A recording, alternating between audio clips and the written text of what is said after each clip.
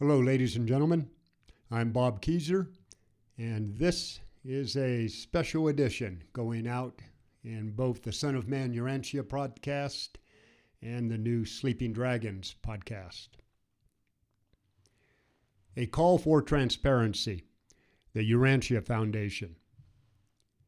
This is a call for the Urantia Foundation to immediately provide full transparency as to the origin of the Urantia Book, all of the individuals involved in its transmission and editing, and any further transmissions or other people, agencies, or information that have been involved in the writing, publication, and dissemination of the Urantia Book to date. The purpose of this request is to help humanity find the truth necessary to move from an artificially imposed, fear-based world to one of peace and eventually love and light. While Part 4 of the Urantia Book reveals our highest understanding of God yet and contains the knowledge a person needs to direct the formation of their soul and secure eternal life through service to humanity, Parts 1 through 3 present so-called factual information that directly engages current controversies related to the nature of our world, such as our recent and ancient history, Project Bluebeam and the Second Coming of Jesus, our status in the universe that is or is not filled with multiple types of intelligent beings, the influence of Satanism in our culture and whether the rebels are back in play or these are just sick humans worshiping entities long since disposed, and to what degree have governmental agencies, private organizations, and individual actors manipulated our society and imposed their will on us for their benefit. It is essential in today's confusing world that the community of Urantia Book readers can decide for themselves the validity of the revelation. Until then, we do not know if we are aiding in our own deception or not, and all information in Parts 1 through 3 is suspect and should not be injected into society as more unsubstantiated facts.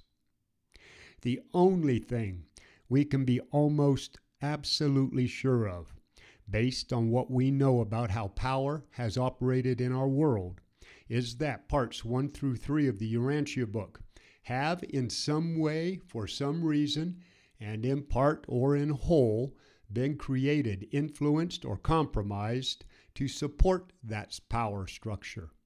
And until we know exactly what has occurred, it is irresponsible to promote that information. Doing so compromises our integrity, adds more confusion in our society, and diminishes whatever relevance we, as those knowledgeable about the Urantia revelation, may have now or in the future.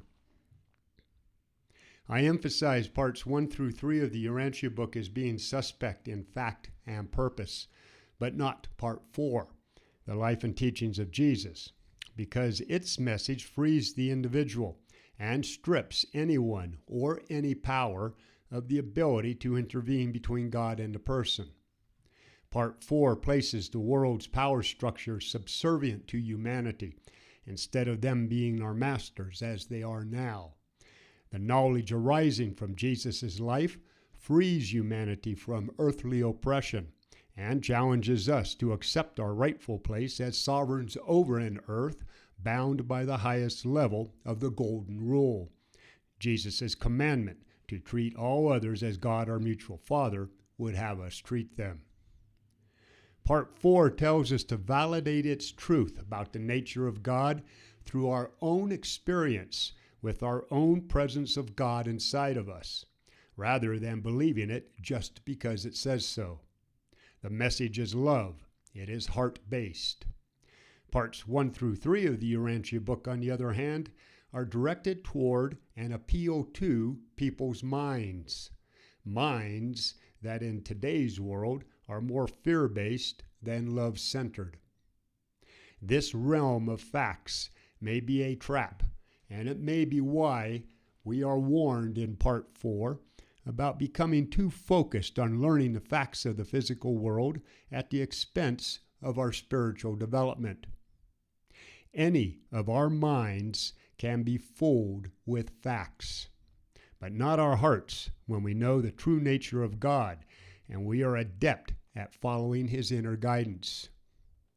Humanity's problem is that more of us than not are still dominated by our minds and have yet to transcend beyond its control over us.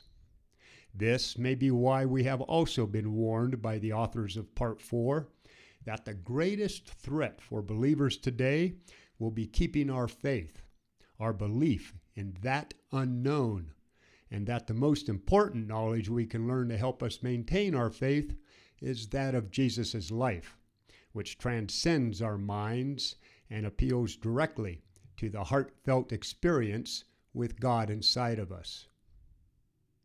It is important for the reader to know that in 2010, I had an article published in the Journal of Integral Theory and Practice titled Integral Christ, exploring the cosmic address of the Christ of the Urantia revelation. I was proud to have published one of the first articles on the Urantia Book in a professional academic journal, and further honored when it was later discussed in Byron Belitsos' book, Your Evolving Soul, the Cosmic Spirituality of the Urantia Revelation. In Integral Christ, I discussed the Urantia Revelation and its origin, and the secrecy and controversy surrounding it before providing an integral analysis of the spiritual development shown in Jesus' life. It is apparent that I found value in Jesus' story for both those who believe in God and those who label themselves atheists, and that I was then willing to accept the origination story as presented by the Urantia Foundation with regard to Part 4, because that validation comes through the heartfelt sense of the truth.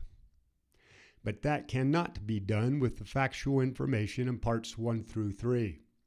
That information needs to be validated on its own merit, and that cannot be done until the Urantia Foundation reveals the complete story of the origin of the Urantia Book and the people, groups, and entities that were involved with its publication, production, and dissemination. Given humanity's immediate need for the truth and the battle against those attempting to manipulate our world for their ends, it is the responsible thing to do, and the community has both the right to ask for transparency from the Urantia Foundation and the right to expect that it is given. Everyone, take action now and either email or call the Urantia Foundation and request that they immediately provide full transparency regarding the origin of the Urantia Book and the people and the groups that have been involved in its production. Godspeed, and please subscribe to the Son of Man Urantia Project, either on Substack or on YouTube. Defend your liberty. Protect the innocent ones. Get out there and serve man for nothing more or less than the sake of God. Bobby Keyser, out here.